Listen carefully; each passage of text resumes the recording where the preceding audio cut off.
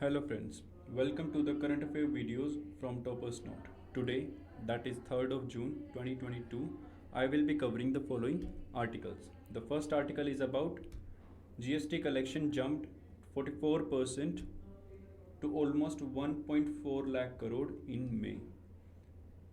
Second topic is about government allows cooperative to sell produce online. इनके जो भी cooperative के प्रोडक्ट है वो ऑनलाइन सेल कर सकते हैं. तो ई मार्केट प्लेस क्या है और बाकी के इसके इश्यूज़ क्या हैं उसके बारे में. Third is about how does this fertiliser differ from conventional urea. Nano urea के बारे में है, प्रोडक्शन उसका, वो कैसे काम करता है और क्या इम्पैक्ट ला सकता है. Fourth is about why do Neptune and Uranus appears in different colours. Fifth is about the challenge of reforming death penalty sentencing. काफ़ी रिसेंटली ये न्यूज़ में रहा है. तो डेथ पेनल्टी सेंटेंसिंग के रिगार्डिंग, डेथ पेनल्टी के रिगार्डिंग रिसेंट में क्या अपडेट है और उसका क्या प्रपोजल है, उन सब के ऊपर है. Sixth is about in understanding gun control legislation of different countries. अलग अलग देशों में गन कंट्रोल के लिए क्या क्या लेजिस्लेशन है, इंडिया के अंदर करंटली उसका क्या स्टैंड है और इंडिया के आर्म्स लॉज किस तरह के हैं, उन सब के बारे में. Let's start with the very first article.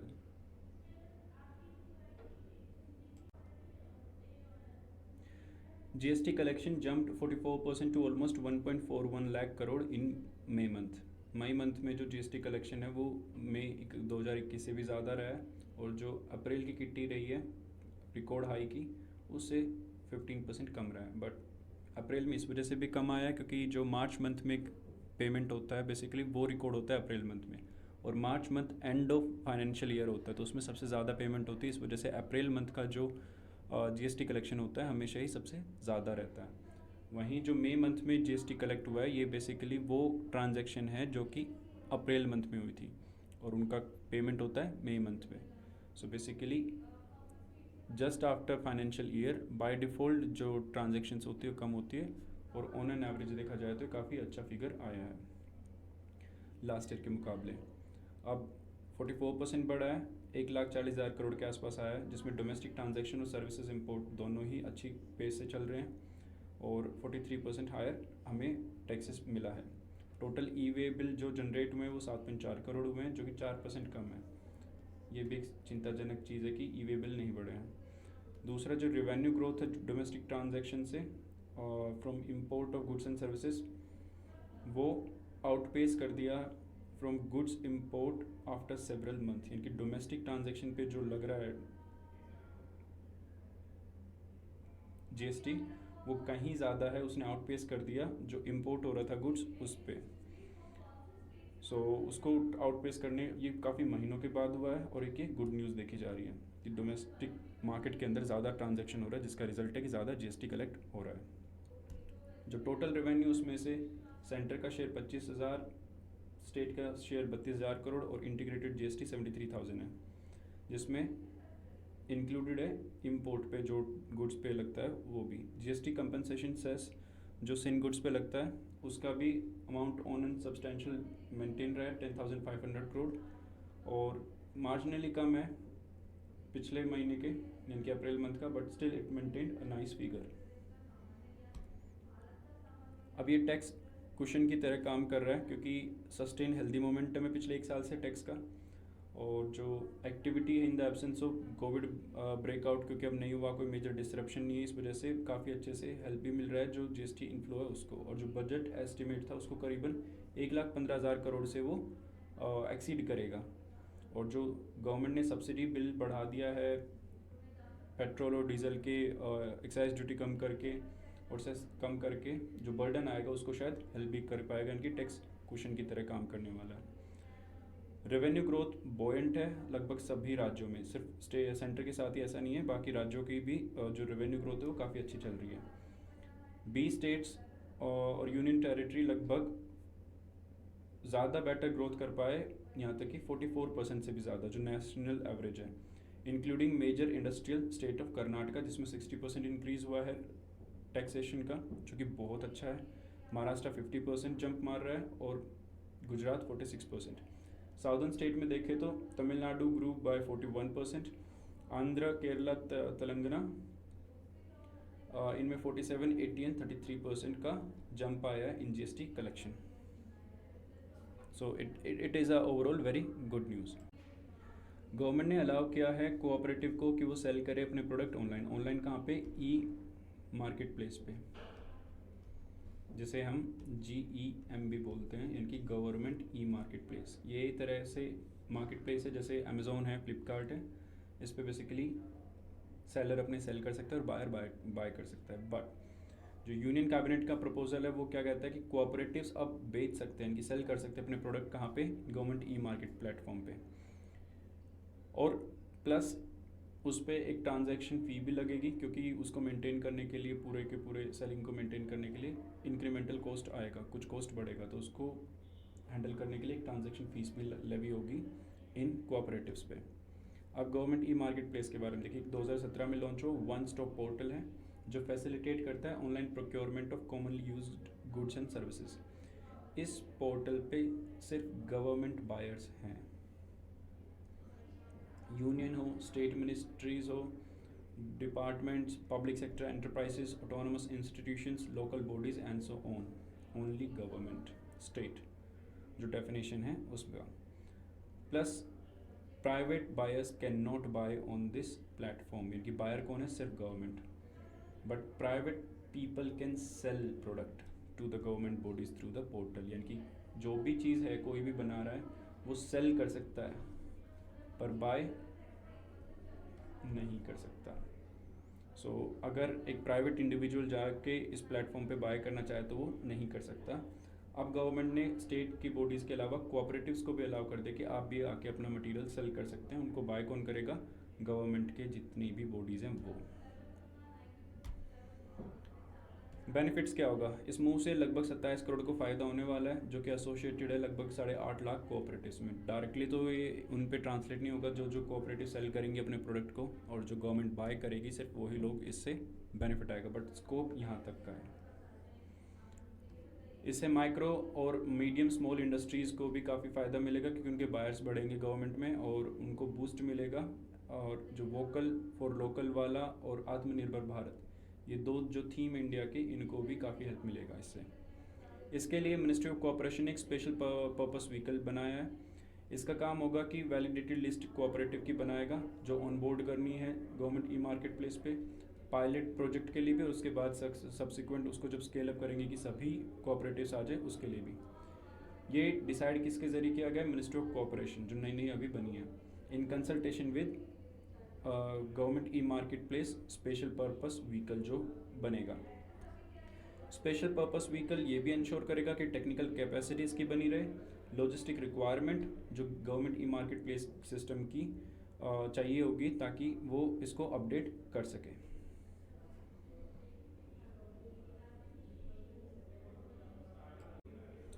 This topic is about how does this fertilizer differ from conventional urea. Prime minister ने बेसिकली इनॉग्रेट की है कंट्री का पहला liquid nano urea plant Kalol, Gujarat में. ये एक पेटेंटेड प्रोडक्ट है, बहुत इंपॉर्टेंट पॉइंट है प्रीलिम्स पॉइंट ऑफ व्यू से. और एक्सपेक्ट किया जा रहा है कि ये सब्सटीट्यूट कर देगा जितना भी इम्पोर्टेड यूरिया है उसको, यानी कि इम्पोर्ट जो हम करते हैं यूरिया को उसकी जगह अब ये यूज़ होने लगेगा, क्योंकि ये बेटर रिजल्ट भी प्रोड्यूस करता है खेतों में.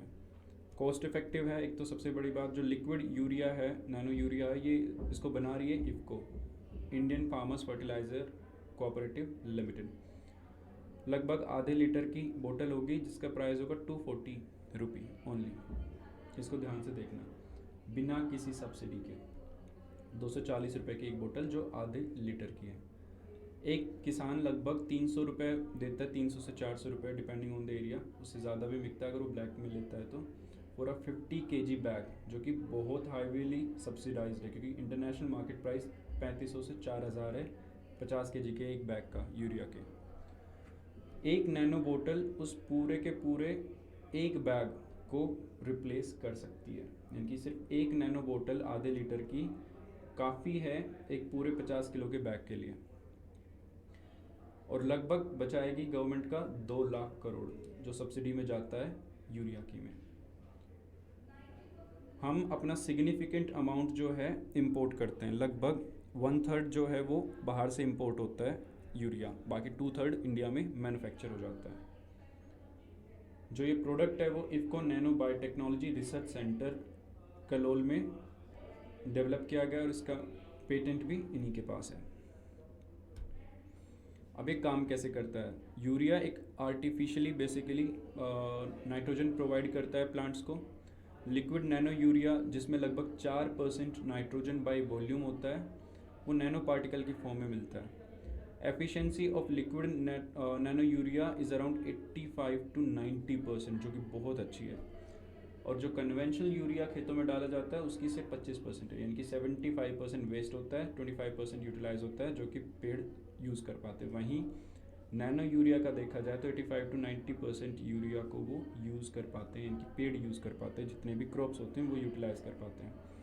Conventional urea often applied incorrectly, उसको गलत तरीके से अप्लाई किया जाता है, पहले डाल देना, पानी ना देना, जिसकी वजह से वो वेपराइज हो जाता है और जो नाइट्रोजन है वो लॉस हो जाता है, अननेसेसरी पैसा वेस्ट। ज़्यादातर उसका नाइट्रोजन वॉश अवे भी हो जाता है इरिगेशन के दौरान, बह के किसी एक साइड में चला जाना या जो कैनाल सिस्टम होता है तो उसमें चले जाना, और जो खेत में जहाँ पे क्रॉप्स को चाहिए वहाँ पे वो अच्छे से यूज़ नहीं हो पाता। Liquid nano urea directly spray किया जाता है पत्तियों पे, क्योंकि ये नैनो पार्टिकल है तो पत्तियाँ उसको एब्जॉर्व कर लेती हैं। इसका रिजल्ट क्या होता है? प्लांट को डायरेक्ट नाइट्रोजन मिल रहा है और जो वेस्टेज है वो कम हो गया, 85 to 90% उसकी एफिशिएंसी आ गई। 2 से 4 ml सिर्फ नैनो यूरिया 1 लीटर पानी में मिक्स करके उसको स्प्रे किया जा सकता है जब भी प्लांट को रिक्वायरमेंट हो, या फिर उसकी एक्टिव ग्रोथ स्टेज जब हो, जो वो एक्टिवली ग्रो कर रहा है, तब उसके ऊपर ये स्प्रे किया जा सकता है। लिक्विड नैनो यूरिया की खुद की सेल्फ लाइफ लगभग 1 साल है, तो उसकी जो केकिंग वाला इशू होता है यूजुअली यूरिया के अंदर, कि वो पत्थर की तरह कन्वर्ट हो जाता है, छोटे छोटे वाइट दाने उसके, तो केकिंग का इशू भी इसमें नहीं है क्योंकि इसकी खुद की सेल्फ लाइफ 1 साल है। ये मॉइस्चर के कांटेक्ट में आ जाए तब भी केकिंग नहीं होता, वहीं जो नॉर्मल कन्वेंशनल यूरिया अगर वो मॉइस्चर के कांटेक्ट में आ जाए तो 2 दिन के अंदर इसकी केकिंग हो जाती है। इफ़को ने ये भी कहा है कि इसको टेस्ट किया है लगभग 90 क्रॉप से और 11,000 लोकेशंस पे, जो कहाँ किस किस के साथ कोलैबोरेट करके कृषि विज्ञान केंद्र, ICAR research institute, state agricultural university and progressive farmers, उन सब के साथ मिलकर उसको टेस्ट भी कर चुके हैं, और ये काफ़ी ब्रॉड टेस्टिंग है। Apart from reducing the countries subsidy bill, it is also aiming कि वो रिड्यूस करे the unbalanced and indiscriminate use of conventional urea, increase करे क्रॉप की प्रोडक्टिविटी और रिड्यूस करे soil water and air pollution. अब future क्या है इसके प्रोडक्शन का? कलोल प्लांट पे ऑलरेडी 3.6 करोड़ बोतल बन चुके हैं यूरिया की, और उनमें से 2.5 करोड़ को वो बेच भी चुका है। इफ़को एडिशनल फैसिलिटीज़ प्रोडक्शन की बना रहा है, नैनो फर्टिलाइज़र की आंध्र, अनोला, फूलपुर, बेंगलोर, पैरादीप, कांडला, देवघर, गुवाहाटी। ध्यान रखना ये मेजर एरियाज़ है, इनका एक सिग्निफिकेंस है। कांडला है तो एक्सपोर्ट के काम आएगा, पैरादीप एक्सपोर्ट के काम आएगा, बेंगलुरु है साउथ इंडिया को कैटर करेगा, गुवाहाटी नॉर्थ ईस्ट को कैटर करेगा, देवघर, अनोला, फूलपुर, उत्तर प्रदेश, इन सब एरियाज़ को बेसिकली कैटर करने के लिए, तो हर एरिया के लिए वो प्रोडक्शन शुरू कर रहा है कलोल प्लांट के अलावा भी। और ना सिर्फ ये नैनो यूरिया बनाएगा, नैनो डैप भी बना रहा है, और बाकी के नैनो माइक्रो न्यूट्रिएंट्स जो प्लांट्स को चाहिए होते हैं। तो ये बहुत सिग्निफिकेंट स्टेप और बहुत बेटर हेल्प करेगा, एक तरह से रेवोल्यूशन लाएगा। It's one of the very good news in a very long time in agriculture sector. So ये यूनिट लगभग मिला के 2 लाख बोतल पर डे बनाने की कैपेसिटी पे आ जाएंगी, जो कि बहुत सिग्निफिकेंट है और कैटर कर पाएगा इंडिया की पूरी ही यूरिया रिक्वायरमेंट को। So this topic is about why Neptune and Uranus अलग अलग कलर के दिखते हैं। तो न्यूज़ में क्या था? Neptune and Uranus similar mass है, सिमिलर साइज़ है, एटमॉस्फेरिक कंपोजिशन भी लगभग उनका सिमिलर है, लेकिन उनकी appearances are in different shades of blue. Blue के अलग अलग शेड में आते हैं, सेम जैसे नहीं दिखाई देते। क्यों? रीज़न क्या है उनके डिफरेंट कलर का? एट विजिबल लेंथ नेपच्यून जो है वो एक rich deep azure hue colour का है, while Uranus is distinctly a pale shade of क्योन।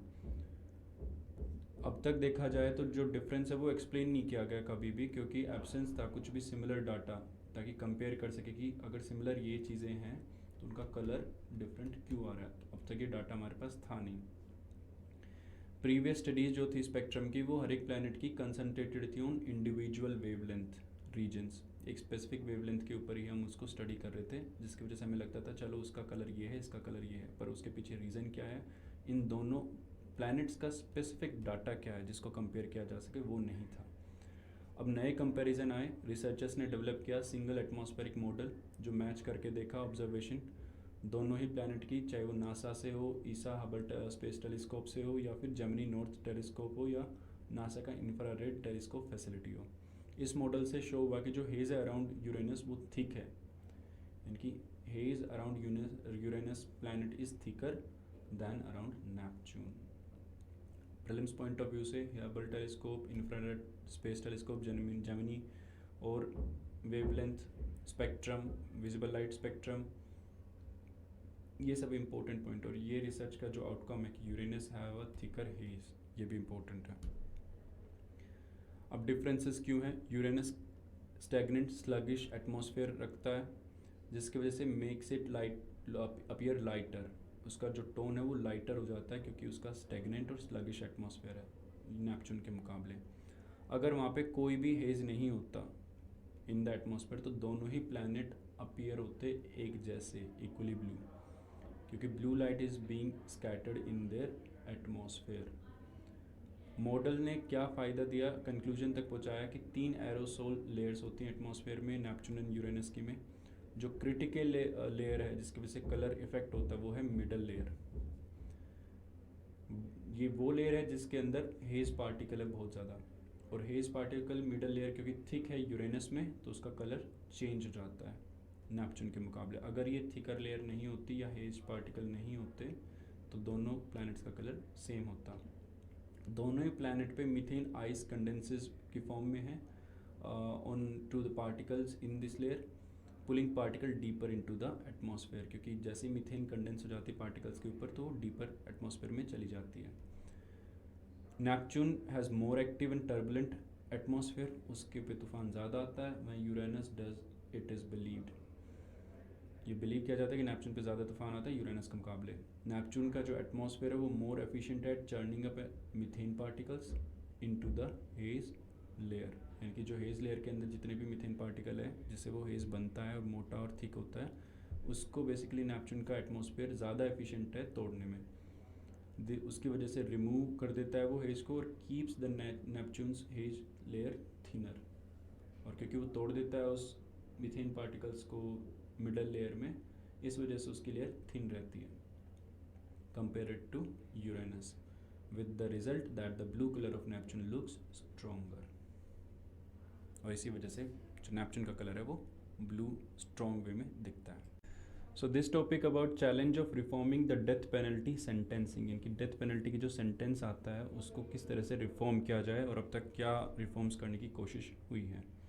Context क्या है, एक परसिस्टेंट क्राइसिस है in fairness of administering death penalty in India, यानी कि जब फेयरनेस की बात आती है कि किसको डेथ पेनल्टी मिले किसको नहीं, किन बेसिस पे मिले, उस पर एक तरह से क्राइसिस चल रहा है, काफ़ी लंबे टाइम से चल रहा है।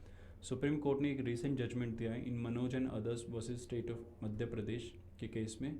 उसने कोशिश की है कि एड्रेस कर सके जो आर्बिट्ररीनेस है in sentencing procedures and lack of information about the accused. दो मेजर पॉइंट है, आर्बिट्ररीनेस सेंटेंस के प्रोसीजर में, और दूसरा कि इन्फॉर्मेशन नहीं है अक्यूज़ के बारे में पूरी, तो जो सर्कमस्टांसेस है जिसमें उसने वो क्राइम कमिट किया था वो अच्छे से समझ में नहीं आते, और सेंटेंसिंग पूरा जो पेनल्टी है और डेथ पेनल्टी है उसको हम रिफॉर्म भी इसी वजह से नहीं कर पा रहे। अब बात आती है इंडिविजुअलाइज्ड सेंटेंसिंग की। बचन सिंह के केस में स्टेट ऑफ पंजाब वर्सेस बचन सिंह इन 1980 जो कॉन्स्टिट्यूशनैलिटी थी डेथ पेनल्टी की वो अपहेल्ड की गई थी। चलो कि कॉन्स्टिट्यूशन में डेथ पेनल्टी दी जा सकती है, लेकिन एम्फेसाइज किया गया था कि इंडिविजुअलाइज्ड सेंटेंसिंग होनी चाहिए, और कहा था सुप्रीम कोर्ट ने कि कोर्ट्स को कि वो कंसिडर करे क्राइम को और उसके सर्कमस्टांसेस को जिसमें अक्यूज़ ने वो क्राइम किया। बचन सिंह के बाद there have been disagreements on which cases warrant imposition of death penalty and nature of information about accused relevant for sentencing, यानी कि डिसएग्रीमेंट है कि किस किस टाइप की प्रोसीजर होना चाहिए, या नेचर ऑफ इंफॉर्मेशन क्या होगी, किस तरह की इंफॉर्मेशन जानने की ज़रूरत है कि डिसाइड किया जाए कि डेथ पेनल्टी देनी है या नहीं देनी। तो उसमें majority of prisoners are poor, तो उनकी क्वालिटी लीगल रिप्रेजेंटेशन अच्छी नहीं होती, पुअर होती है। और has always been a concern, यही इशू कि उनकी लीगल क्वालिटी अच्छी नहीं होती उनको प्रेजेंट करने की, रिप्रेजेंटेशन की, तो वो एक मेजर कंसर्न भी रहा है। इस वजह से बहुत कम अटेम्प्ट किया जाता है कि कोई उसके बारे में इंफॉर्मेशन अच्छे से लेके आ जाए, जो भी उसका क्राइम या सर्कमस्टांसेस रहते हैं उनको प्रेजेंट करे कोर्ट के अंदर। And very little is known about the accused while sentencing, इनकी सेंटेंस दे दिया बट अक्यूज के बारे में पूरी इन्फॉर्मेशन नहीं थी या सर्कमस्टांसेस के बारे में। सिंस सितंबर 2021 3 बेंच की एक सुप्रीम कोर्ट जज ने, यानी कि 3 जजेस की जो 3 बेंचेस ने सुप्रीम कोर्ट की ने आर्गूमेंट सुने लगभग 13 डेथ पेनल्टी के, और डिलीवर किया 10 जजमेंट अब तक इन केसेस में। 13 डेथ पेनल्टी के केसेस सामने आए हैं, जिनमें 10 में उन्होंने जजमेंट भी डिलीवर किया है, लगभग 3 सुप्रीम कोर्ट की बेंचेस के सामने। कॉमन इशू क्या था? Across this decision was concern कि कैसे एक procedural fairness and lack of adequate information about accused को ठीक किया जा सके। In a judgment delivered recently, Supreme Court ने कुछ स्टेप लिए towards realising individualised sentencing inquiry, जो शुरू में सोचा गया था बचन सिंह के केस में 42 साल पहले। स्कोप ऑफ मिटिगेशन, जो for sentencing circumstances of accused are considered which requires broad based inquiry, यानी कि किस तरह से आप सेंटेंस कर रहे हो वो मेजरली डिपेंड करेगा कि इंक्वायरी अच्छे से हो, ब्रॉड बेस्ड हो, कंटेम्प्रेरी अंडरस्टैंडिंग हो कि क्राइमिनोजेनिक फैक्टर्स की किन किन वजह से कोई क्राइम करता है, और फोकस किया जाए analysing the past social history, behaviour and life circumstances of the accused, यानी कि ये सारी चीज़ें होनी चाहिए। कंटेम्प्रेरी अंडरस्टैंडिंग हो कि किन वजह से क्राइम होता है, उसको मैच करके देखो कि उस अक्यूज्ड का पास्ट कैसा रहा है, उसकी हिस्ट्री कैसी रही, बिहेवियर कैसा रहा है, जिससे डिसीजन पे आया जा सके कि उसको डेथ पेनल्टी देनी है या नहीं। सुप्रीम कोर्ट की जो जजमेंट आई है मनोज के केस में, वो सिग्निफिकेंट है 2 कारणों से। एक, ये इंडिकेट करती है कि sentencing that invites expert opinion and reports from wide range of discipline, यानी कि पॉइंट आउट करते हैं कि ज़रूरत है एक्सपर्ट ओपिनियन की और रिपोर्ट्स की कि उसका पास्ट कैसा रहा है और वो कितना क्लोज है क्राइमिनोजेनिक फैक्टर्स के साथ। दूसरा, ये एक्सपेंड करता है स्कोप ऑफ मिटिगेशन फैक्टर्स, क्योंकि अब सुप्रीम कोर्ट ने कहा कि डायरेक्टली नहीं दे सकते, तो अगर किसी को मिली है तो आके बोलेगा कि आप प्लीज़ इसको इम्प्लीमेंट करो, तो मिटिगेटिंग फैक्टर्स इंप्रूव हो रहे हैं, एक्सपेंड हो रहे हैं। और मिटिगेटिंग फैक्टर्स में basically our life circumstances of an individual that can help determine punishment, यानी कि वो आके बोल सकता है कि मेरे साथ ऐसा रहा या मेरी लाइफ के सर्कमस्टांसेस इस तरह से रहे जिस वजह से मैं इस क्राइम तक पहुंचा, तो वो मिटिगेटिंग फैक्टर्स हैं, इम्प्रूव हुए हैं, स्कोप उसका बड़ा है। Life history approach, this approach provide framework जो इनेबल करता है कि लाइफ सर्कमस्टांसेस इस इंडिविजुअल के इंटरकनेक्टेड है एक दूसरे से। Socio economic circumstances have been recognised as mitigating factor, इनकी उसके सोशली इकोनॉमिकली कितना कैसा था, ये भी एक इंपॉर्टेंट फैक्टर होगा मिटिगेशन का by courts in various death penalty cases. और ये भी होप किया जा रहा है कि जो प्रोसीजर अडॉप्ट किया जाएगा सुप्रीम कोर्ट को in nuancing sentencing in death penalty cases would be followed by lower courts also, क्योंकि जो सुप्रीम कोर्ट फॉलो करेगा वो लोअर कोर्ट को भी करना पड़ेगा, क्योंकि इनिशियली पनिशमेंट वहीं से शुरू होता है। वे ऐड क्या है, एक traditional checklist based approach of presenting mitigation deviates from requirements of individualise sentencing, यानी कि ये नहीं होना चाहिए कि 1 2 3 4 5 6 इन चीज़ों को देख लो, ये है नहीं है, डेथ पेनल्टी देनी तो दे दो, नहीं देनी तो नहीं देनी। इंडिविजुअलाइज सेंटेंसिंग पे फोकस करना पड़ेगा, हर इंडिविजुअल का अलग केस होता है और हर केस के अलग रिक्वायरमेंट्स होते हैं, which is a fundamental principle in criminal justice system. One solution apply to all वाला सिस्टम नहीं हो सकता, एक चेकलिस्ट बेस्ड अप्रोच नहीं की जा सकती सब पे। Introduction of non legal expertise into court rooms, जो कि क्रिमिनोलॉजी में एक्सपर्ट्स हो, इस तरह के एक्सपर्ट्स की रिक्वायरमेंट है कोर्ट्स में, और ताकि कोर्ट भी इक्विप हो जाए खुद के साथ और एक एविडेंस बेस्ड अप्रोच के साथ वो sentencing they. Questions on conflicting findings in reports and opinions presented to court during the sentencing would need to be addressed. Conflicting findings जो आती है रिपोर्ट्स और ओपिनियंस में जो कोर्ट में प्रेजेंट किए जाते हैं, उनको भी एड्रेस करने की ज़रूरत है। Finally, the conclusion says कि decision in Manoj is a very positive step towards a meaningful and informed sentencing inquiry, कि inquiry at least improve हो और जो कोर्ट के अंदर ट्रायल्स होते हैं वो improve हो. However, further inquiry into complex question around sentencing will be inevitable to ensure procedural fairness for those under sentence of death. So this topic is about understanding gun control legislation of different countries. अलग अलग देशों के gun control के legislation क्या है, context क्या है. US ने विटनेस किया है 2 episode of mass shooting recently 11 दिनों के अंदर, जिसमें लगभग 30 लोग मारे जा चुके हैं. एक तरह से अगर कोई अटैक हो जाता तो यूएस उस कंट्री को बर्बाद कर देता टेररिस्ट अटैक के नाम पे, लेकिन उसकी खुद की कंट्री में खुद के लोग मास शूटिंग कर रहे हैं जिसमें 30 लोग मर रहे हैं. उसका कोई सोल्यूशन नहीं है उसके पास.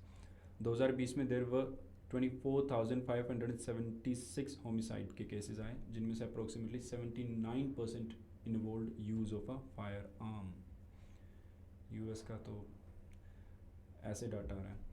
अब why what do gun laws in USA. US का जो गन लॉज है वो क्या कहता है. सेकेंड अमेंडमेंट जो बहुत फार्सली प्रोटेक्ट करने की बात होती है बाय रिपब्लिकन्स. कॉन्स्टिट्यूशन का सेकेंड जो अमेंडमेंट हुआ था उसके साथ जो भी लोग थे वहाँ के उनको राइट मिला था ताकि वो रख सके अपने साथ आर्म्स, और उसको कोई भी इन्फ्रिंज नहीं करेगा, ना स्टेट ना court.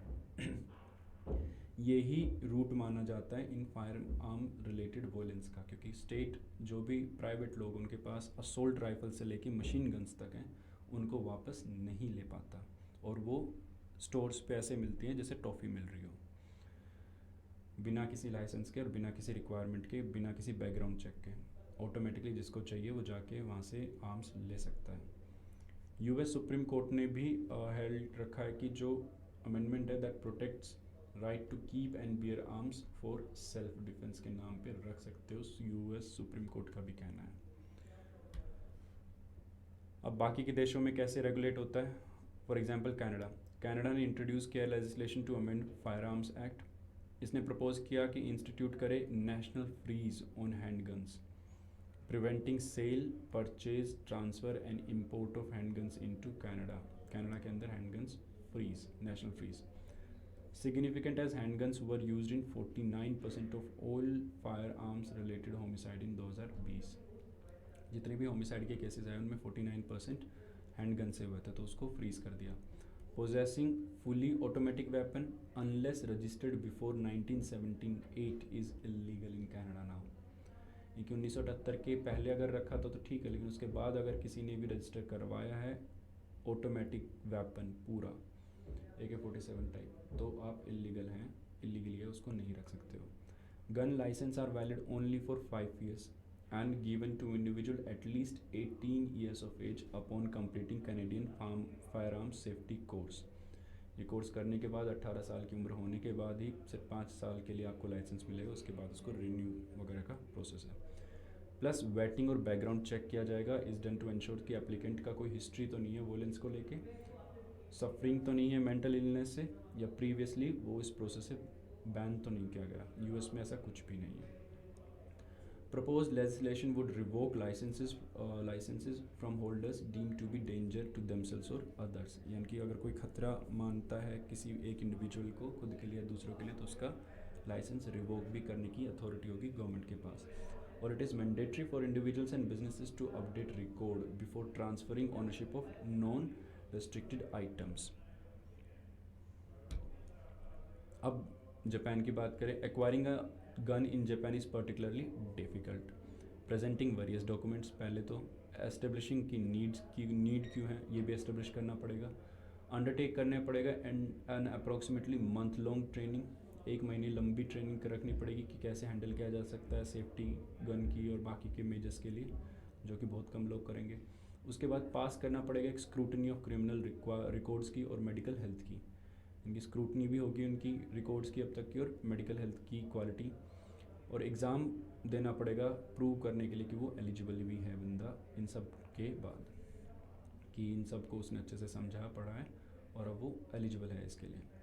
Buying a weapon too requires a separate certification from the dealer mentioning desired model. Eligibility इसमें क्या होगी. Applicant must be 18 years, not suffering from mental illness, not having a licence revoked less than 5 years ago, not dependent on alcohol, narcotic substances and have a fixed residence. Any violation punishable है वहाँ पे, imprisonment है for up to 3 years which could extend up to 5 years या ज़्यादा, along with a fine of 10 million yen. Yen की value कम होती है तो 10 million बहुत ज़्यादा अमाउंट नहीं है. If done for purpose of profit, अगर प्रॉफिट के पर्पस से आपने किया तो. Some links Japan's aversion of to firearms with the demilitarization of World War II. World war 2 से भी इसको जोड़ देते हैं कि क्योंकि तभी उन्होंने फायर आर्म्स बिल्कुल डीमिलिटराइज कर दिया था पूरे जापान को, तो उससे भी इसको जोड़ा जाता है कि वो खुद से भी उनका एक सोसाइटी में ऐसा कॉन्सेप्ट डेवलप हो गया कि उनको रिक्वायरमेंट नहीं है फायर आर्म्स की. सिंस ओवरऑल क्राइम रेट काफ़ी कम है तो Japanese see no need to for firearms, क्योंकि किसी के पास फायर आर्म्स ही नहीं है तो ऑब्वियसली क्राइम रेट कम होगा. नेक्स्ट है न्यूजीलैंड में रिसेंटली टर्न अराउंड हुआ इसमें भी इन गन लेजिस्लेशन 2019 में, जब मास शूटिंग हुई 2 मॉस्क के अंदर क्राइस्ट चर्च में. लेजिस्लेशन नाउ रिक्वायर कि फार्म आर्म डीलर प्रोवाइड करे licence number of all its employees at a facility, सबसे पहली बात. दूसरा, मैंडेटरी कर दिया कि for all weaponry to have a identification number, जिसके पास जो भी वेपन है उसका एक आइडेंटिफिकेशन नंबर होगा ताकि आइडेंटिफाई किया जा सके, रजिस्टर किया जा सके. In case of a dealer receives an item without the same, they are required to have them stamped or engraved within 30 days of receipt. अगर नहीं है तो उस पर 30 दिन के अंदर करो. एलिजिबिलिटी है एटलीस्ट 16 साल की उम्र में आपको फायर आर्म मिल जाएगा. अंडरटेक करनी पड़ेगी training, handling, storing firearm की, और एग्ज़ाम पास करना पड़ेगा. प्लस वेटिंग प्रोसेस इंक्लूड कर दिया गया जो रिक्वायर करता है कि एप्लीकेंट फर्निश करे कॉन्टैक्ट डिटेल नॉन पीपल की, ताकि ये पता किया जा सके कि वो फिट और प्रॉपर पर्सन है या नहीं, साउंड माइंड का है या नहीं.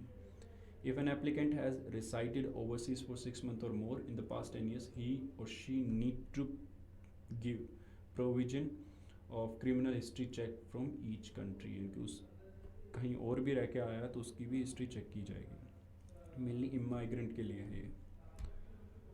अब इंडिया की बात, एलिजिबिलिटी इंडिया के अंदर क्या है, 21 साल. 18 या 17 या 16 है तो गलत है, प्रीलिम्स में 21 साल का कम से कम होना चाहिए.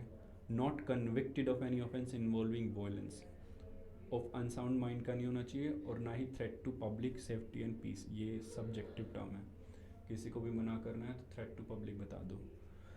ऐसी चीज़ें बाकी की कंट्री में नहीं है बट इंडिया में है, threat to public safety and peace डाल दो. प्रोसीजर क्या है, upon receiving an application, licensing authority जो है, जो कि मिनिस्ट्री ऑफ होम अफेयर्स के अंडर आती है, they ask to officer in charge of nearest police station to submit report about applicant after thorough vetting. जैसे पासपोर्ट के अंदर थोरो वेटिंग होती है वैसे इसकी होती है, बट इसकी थोड़ी ज़्यादा बेटर होती है. आर्म्स एक्ट अमेंडेड इन 2019, जिसके बाद रिड्यूस हो गए नंबर ऑफ आर्म्स एक इंडिविजुअल रख सकता है अपने पास from 3 to 2. Important for prelims point of view. अब सिर्फ 2 आर्म्स रख सकता है, 3 या 4 नहीं.